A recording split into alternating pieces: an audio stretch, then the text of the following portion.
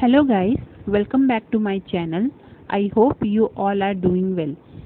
Friends, last time हम लोग ने डिस्कस किया था स्कूल ऑफ मैनेजमेंट थॉट्स, जिसके हमने कुछ पार्ट्स जो है वो डिस्कस किए थे। तो अभी चलिए उसका पहले क्विक रिव्यू कर लेते हैं, फिर आगे बढ़ते हैं। पहला हम लोग ने डिस्कस किया था कि अप्रोचेस क्या क्या हैं स्कूल ऑफ मैनेजमेंट थॉट्स के, जिसमें हम लोग ने पहला पढ़ा था क्लासिकल अप्रोच और ट्रेडिशनल अप्रोच, दूसरा था बिहेवियरल अप्रोच और तीसरा जो हमारा था वो था मॉडर्न अप्रोच। क्लासिकल अप्रोच को 3 पार्ट में जो है वो किया गया था। पहला साइंटिफिक मैनेजमेंट, फिर दूसरा एडमिनिस्ट्रेटिव अप्रोच हुआ था, फिर हुआ था आपका ब्यूरोक्रेटिक अप्रोच। फिर बिहेवियरल अप्रोच में पहला human relation movement and then behaviour science. फिर मॉडर्न अप्रोच में आपका क्वांटिटेटिव अप्रोच था, सिस्टम अप्रोच था एंड कंटिजेंसी अप्रोच था। तो फ्रेंड्स, ये जो हम लोग ने तीनों अप्रोच पढ़े थे, लेकिन इसमें हम लोग ने पहला पार्ट ही कवर किया था जिसमें हम लोग ने साइंटिफिक मैनेजमेंट के बारे में पढ़ा था। आज जो है हम लोग एडमिनिस्ट्रेटिव अप्रोच पढ़ेंगे, जो कि दिया था हेनरी फ्योल ने। एडमिनिस्ट्रेटिव अप्रोच जो है, Henry Fayol 1841-1925 was a French mining engineer and a director of mines who developed a general theory of business administration।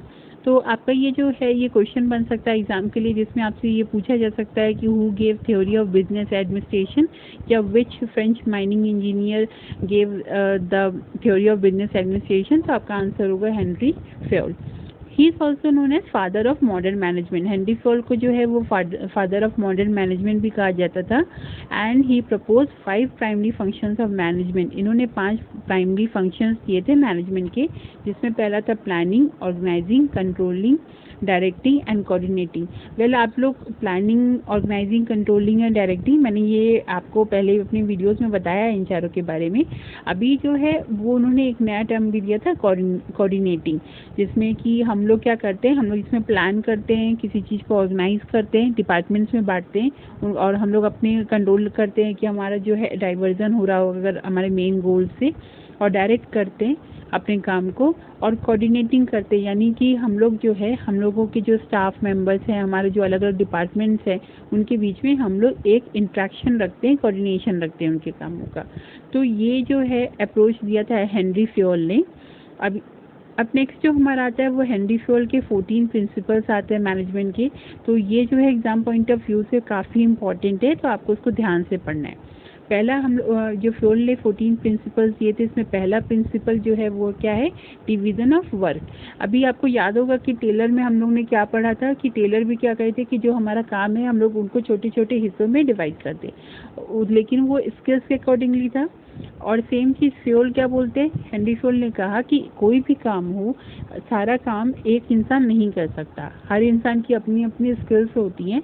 तो उस अकॉर्डिंगली हम लोग कामों को डिवाइड कर देना है, और जो उसमें बेटर हो उसको हम लोग वो काम दे देंगे। ऐसा नहीं करेंगे कि किसी एक के ऊपर सारा काम बॉम्बार्ड कर दिया एंड दूसरा जो है वो कुछ नहीं कर रहा है। हम लोग कामों को डिवाइड कर देंगे और अलग अलग वर्कर्स को, अलग अलग जो है स्टाफ को आप अपने अपने काम करने के लिए देंगे।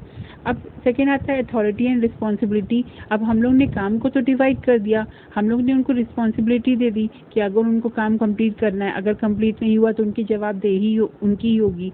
लेकिन उस काम को करने के लिए, यानी हम लोग की रिस्पॉन्सिबिलिटी के साथ साथ क्या आएगा, हमें उन्हें अथॉरिटी भी देनी पड़ेगी। अथॉरिटी का मतलब क्या हुआ कि हम उन्हें पावर दे रहे हैं कि वो जो है अपने सबऑर्डिनेट से काम करवा सके, क्योंकि अगर उनके पास अथॉरिटी नहीं होगी, पावर नहीं होगी, तो सबऑर्डिनेट से उनकी बात कभी नहीं सुनेंगे।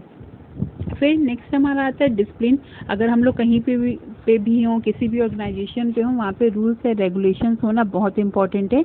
और ये जो रूल्स रेगुलेशंस होंगे ये अनबायस्ड होने चाहिए, यानी सबके लिए बराबर होने चाहिए। ऐसा नहीं है कि हम लोग किसी एक वर्कर के साथ उसको ढील दे रहे हैं, वो जो मनाए वो कर रहा है, और दूसरे के साथ हम लोग बहुत स्ट्रिक्ट हैं। हमारा जो रूल्स रेगुलेशन होगा वो सबके साथ बराबर होगा, यानी एक वर्कर के लिए जो है वो ही दूसरे वर्कर के लिए, एक स्टाफ के लिए जो है वो दूसरे स्टाफ के लिए होगा। फिर हम लोग नेक्स्ट आते हैं यूनिटी ऑफ कमांड। अभी आप ये देखोगे कि अगर आप मान लो काम कर रहे हो, अभी आपको आपके ऊपर लेकिन 3-4 बॉस है, आपको सबको अलग अलग जाके जवाब देना है कि आपका काम टाइम पे क्यों नहीं हुआ या कितना आपने काम कर लिया, आपको अलग अलग जाके जवाब देना है। तो आप क्या होगे, आप परेशान हो जाओगे। अब वो आपका ओवरलैपिंग होने लग जाएगा, आपको समझ भी नहीं आएगा कि आपको किसको पहले आप किसके पास जाओ और किसको आप सारी चीज़ों में उलझ के रह जाओगे। इसीलिए यूनिटी ऑफ कमांड होना ज़रूरी है, यानी कि एक सबऑर्डिनेट को एक ही सुपरवाइज़र जो है वो उसको गाइड करे। यानी कि अगर आपको काम में कोई प्रॉब्लम होती है या आपके काम में कोई लापरवाही होती है या आपको कुछ उससे रिलेटेड पूछना है या उससे रिलेटेड कोई जवाब देना है, तो आपको बस एक ही सीनियर को रिपोर्ट करना पड़े, ना कि हज़ारों को। और इसीलिए जो है वहाँ पे हायरकी होती है, मीन्स आपके सीनियर के ऊपर भी कोई सीनियर होगा, उसके लिए भी आप कहीं ना कहीं आंसरेबल होगे, लेकिन आपको क्या करना है, आपको बस उस समय अपने सुपरवाइज़र को ही जवाब देना है, ना कि अपने जो आपके और भी टॉप लेवल के मैनेजर्स हैं उनको आपको जाना पड़ेगा। तो इसलिए यहाँ पे यूनिटी ऑफ कमांड होना ज़रूरी है। फिर आता है यूनिटी ऑफ डायरेक्शन, यानी कि आप जो भी काम कर रहे हो, चाहे वो डिपार्टमेंट्स का गोल हो, चाहे ऑर्गेनाइजेशन का गोल हो, वो एक ही डायरेक्शन में जाना चाहिए। और चाहे इंडिविजुअल का गोल हो, मान लो आपका गोल क्या है कि आपको किसी डिपार्टमेंट में जाके पैसे कमाने हैं, डिपार्टमेंट्स का क्या गोल है कि उनको अपने डिपार्टमेंट में एफिशिएंसी लानी, चाहे वो इन्वेंट्री डिपार्टमेंट हो, चाहे वो आपका मार्केटिंग डिपार्टमेंट हो, चाहे डिपार्टमेंट हो, उनका अल्टीमेटली गोल क्या है कि उनको एक काम अपने डिपार्टमेंट में अच्छा करना है। और ऑर्गेनाइजेशन का अल्टीमेट गोल क्या है कि उनको प्रॉफिट मैक्सिमाइज करना है, उनको अपना एक नेम फेम कमाना है। तो ये ओवरऑल जो है मोटो सबका होना चाहिए, सबके सेम डायरेक्शन में काम करना चाहिए। फिर आता है subordination of individual interest to general interest, यानी कि अगर आपका कोई इंडिविजुअल इंटरेस्ट है और लेकिन वो कंपनी के आपके ऑर्गेनाइजेशन के इंटरेस्ट में आड़े आ रहा है, तो आपको क्या करना होगा, आपको अपना इंडिविजुअल इंटरेस्ट साइड में रखना होगा और आपको ऑर्गेनाइजेशनल इंटरेस्ट पे ज़्यादा फोकस करना होगा। सपोज कीजिए कि कोई एक ऐसा प्रोजेक्ट है जिससे आप इंडिविजुअली तो आप पावरफुल बन सकते हो, लेकिन अगर हम लोग बात करते हैं एज ऑर्गेनाइजेशन, और ऑर्गेनाइजेशन को अगर उससे कोई भी नुकसान हो सकता है या कोई भी उसमें प्रॉब्लम आ सकती है, तो आप उस प्रोजेक्ट को अवॉइड करोगे। फिर नेक्स्ट हमारा आता है रिम्यूनरेशन, जिसमें कि आपके काम के अकॉर्डिंगली आपको जो है वो पेमेंट दिए जाए, आपको इंसेंटिव दिए जाए। आप और दूसरी चीज़ ये, मतलब हेनरी फोर्ड क्या मानते थे कि जो भी आप काम करते हो, आपकी प्रोडक्टिविटी और एफिशिएंसी तभी ही इंक्रीज हो सकती है जब आपके काम के एवरेज में आपको एक प्रॉपर रिम्यूनरेशन मिले, यानी आपको उसके बदले में पैसे मिल रहे हैं, आपको मॉनेटरी और नॉन मॉनेटरी जो है वो रिवॉर्ड्स मिल रहे हैं। फिर आता है सेंट्रलाइजेशन। सेंट्रलाइजेशन में आपके यहाँ पे दो टर्म है, सेंट्रलाइजेशन और डिसेंट्रलाइजेशन।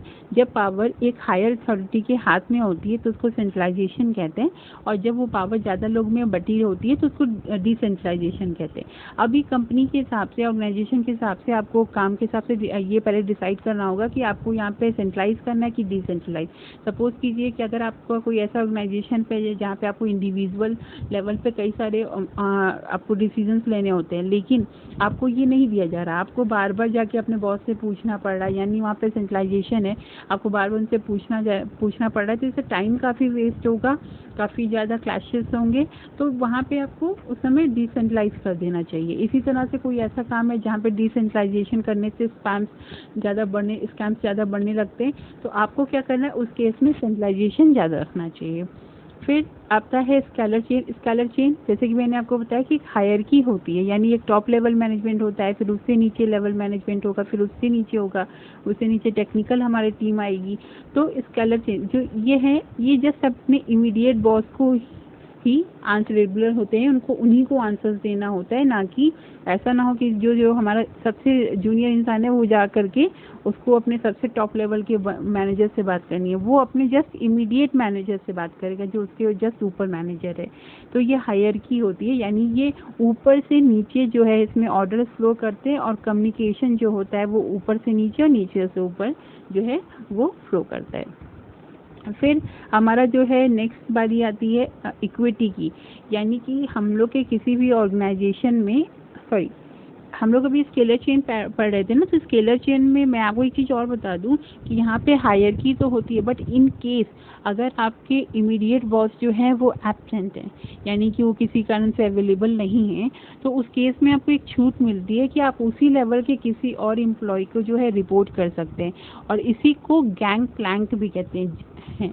तो ये मतलब आपको क्या दिया जा रहा है कि आपको अगर वो आपका इमीडिएट सुपरवाइजर अभी अवेलेबल नहीं है, तो आप उसी के लेवल को किसी भी एम्प्लॉय को जो है आप एक प्रॉपर एक चेन बनी होती है कि आपको उनको रिपोर्ट करना है, तो उस केस को गैंग प्लैंक कहते हैं। तो गैंग प्लैंक वाला जो क्वेश्चन है ये कई बार एग्जाम में पूछ लेता है, पर कि इस पर्टिकुलर अगर आपको सेंटेंस दे देगा कि इस पर्टिकुलर इसमें इस टर्म को क्या कहा जाता है, तो आपका आंसर होगा गैंग प्लैंक। अभी नेक्स्ट हमारा जो है वो है ऑर्डर, यानी कि हमें क्या करना है, हम ये हेनरी फोर्ड क्या मानते थे कि हर चीज़ को करने की एक राइट टाइम होता है, एक राइट प्लेस होता है। चाहे अगर हम एम्प्लॉयज़ की बात करते हैं तो एम्प्लॉयज़ की हम लोग को जहाँ प्लेस करना है वहाँ एक प्रॉपर प्लेस होनी चाहिए। फिर एक राइट असेसमेंट जो हम लोग करते हैं उनके कामों का, वो एक प्रॉपर होना चाहिए, राइट होना चाहिए, उनका सिलेक्शन राइट तरीके से होना चाहिए। तो ये इन चीज़ों को उन्होंने क्या कहा कि एक ऑर्डर होना चाहिए काम में, यानी कि आपको हर जगह राइट, आपको प्लेस राइट चूज़ करना, टाइम राइट चूज़ करना, पर्सन राइट चूज़ करना है। तो नेक्स्ट हमारा था इक्विटी।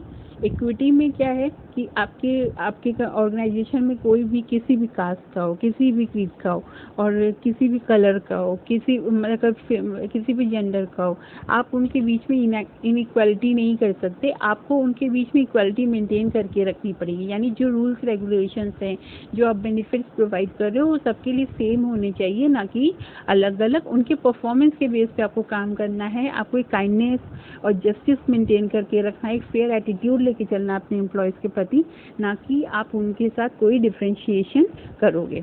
फिर आपका आता है stability of tenure of personal, यानी कि हम लोग कोई भी काम क्यों करते हैं, हम लोग को हर जगह पे सिक्योरिटी चाहिए होती है, और यही रीज़न है कि हम लोग क्यों गवर्नमेंट एग्जाम्स की तरफ जाते हैं, क्योंकि हमें वहाँ पे एक जॉब सिक्योरिटी मिलती है।